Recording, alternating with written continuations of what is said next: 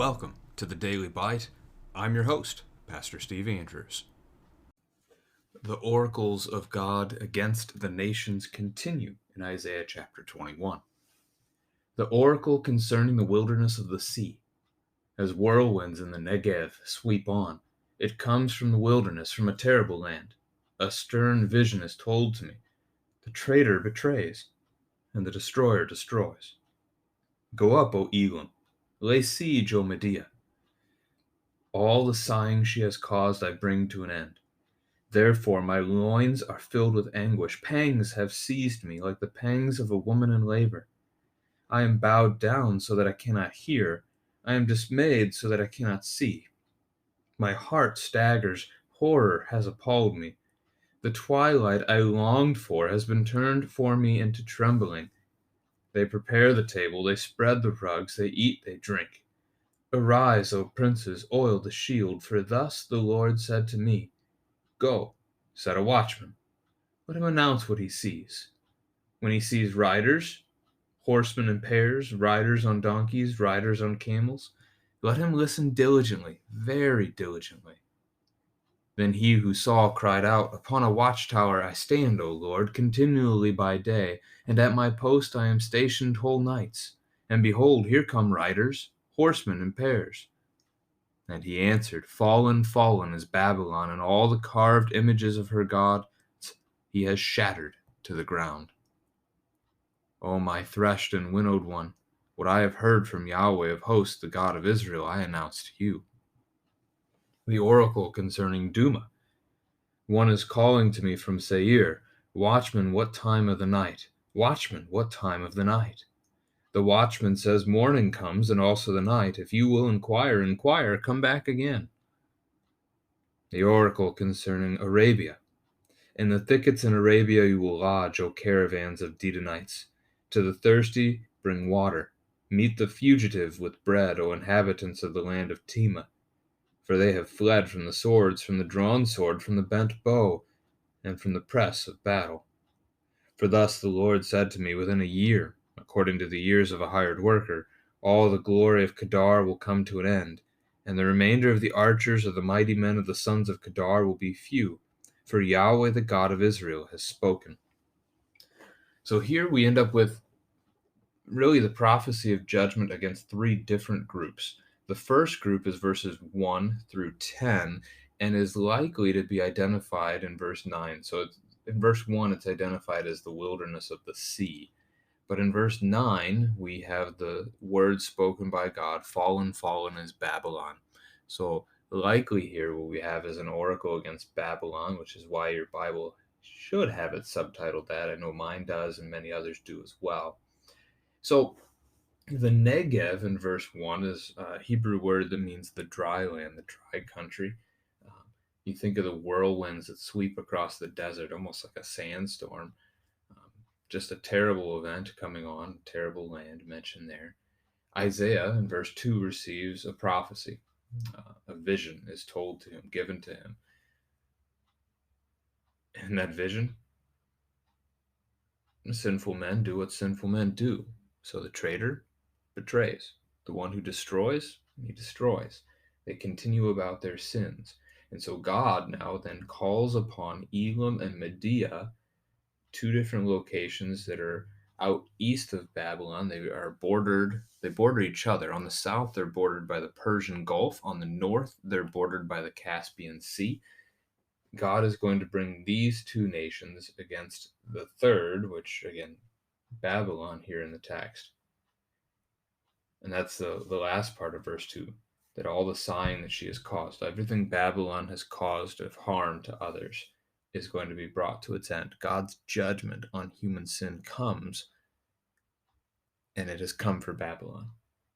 Verses 3 and 4 invite us to consider what it would have been like to have received this vision, what it would be like to be the prophet that serves the Lord and has to speak this word to people. Isaiah is emotionally mourning. He's struck by what he sees, the destruction that he sees in his vision. Like God, Isaiah is on the victorious side of all of this, but it still causes him grief to see what's been provided and what he's been given to speak. Verse 5, the Babylonians are partying. They don't expect it. They don't see the judgment of God coming. They are not prepared. The second part of verse 5, the oiling of shields is done in preparation of war. It's good maintenance for the shield, but it's also war prep. Isaiah is calling them to be prepared, but they aren't. Verse 6, God calls for a watchman, and that is Isaiah. And he is to listen for God to speak. Verse 8, he who saw cried out. So again, Isaiah doing the watchman task. And he calls out to the Lord, and God gives the answer. God speaks and says that Babylon has fallen. All of the carved images of her gods shattered. He has shattered. So there are no other gods besides the Lord, and he destroys in his judgment all of the idols that we have in this world and in this life. Verse 10 gives some harvest language, a threshed and winnowed one. So the threshing floor in the season of harvest, you would take the crop, the wheat from the field, and you would use that floor. You would use the winnowing fork. You'd pick up a scoop. You'd toss it into the air. You would let the wind do the work for you. I mean, God do the work for you. As the wind would separate the light, the chaff, it would blow that away, while the actual wheat, the good stuff, the crop that you wanted to keep and either sell or eat for your family, it would fall back down to the floor. So here in verse 10, this harvest image of separation of wheat and chaff, Yahweh has spoken to Isaiah, and now Isaiah is speaking to the people. Isaiah is announcing to the ones who have been judged, the ones who have been separated. That might bring your mind to the imagery in Matthew 24 and 25, Jesus separating the sheep from the goats. It's the kind of language we're getting here, almost identifying a remnant of faithful people over and against the ones that are being suffered, the ones that are being judged on account of their rejection of God, their idolatry. Now, the last part of verse 10 can continue the conversation from before. Who has this role of announcing what God has said to you? It's a great question to discuss as a family. This is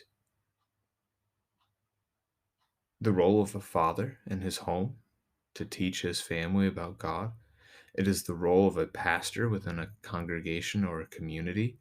And as a whole, as we think of being the Christian church sent out into a dying and broken world with the good news of the gospel, in that light, it ends up being all of us, that we all get to announce this grace of God into his creation. But it's not always pleasant work, just as the vision Isaiah saw caused him emotional grief.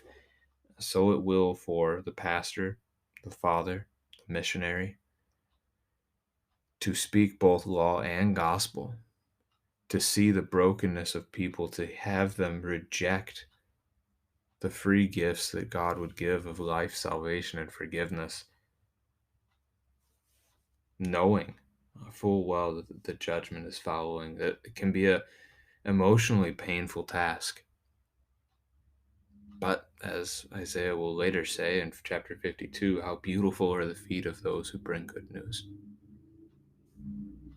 So it'll be a couple of weeks before we get to that chapter, but worth bringing that to our attention. The next oracle is just verses 11 and 12. So 1 through 10 were about Babylon. Now 11 and 12 are about Dumah, and 13 through 17 are going to be about Arabia. So Dumah is a city to the south of Babylon, and this oracle against it really just speaks of the suddenness of judgment. So somebody's calling out asking, what time of the night is it? The watchman should know the answer to that question.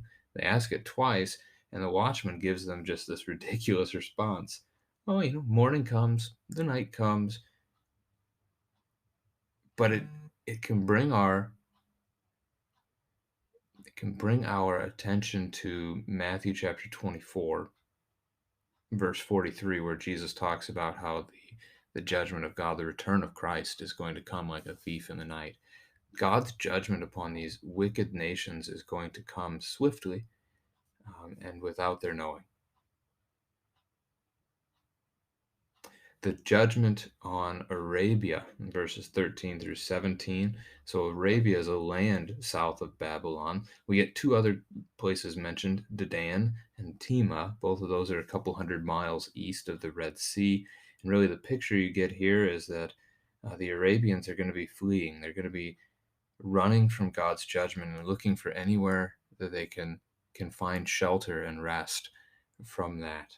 And as the latter verses say at the end of the chapter, within a year's time, so Isaiah once again giving an actual time period to this judgment coming true, there won't be much of anything left. So you have the idea of Kedar mentioned here. That's an Arabian tribe, a particular group. Now, it could be a reference to all of Arabia, but it's simply mentioning one group at the moment in the text. And the archers are the mighty men of the sons of Kedar. Likely there, that's a reference to something that they were well known for. But even on a more simple level, it's the idea that their warriors stood no chance. In the judgment of God, they had no ability to fight back. They were overwhelmed.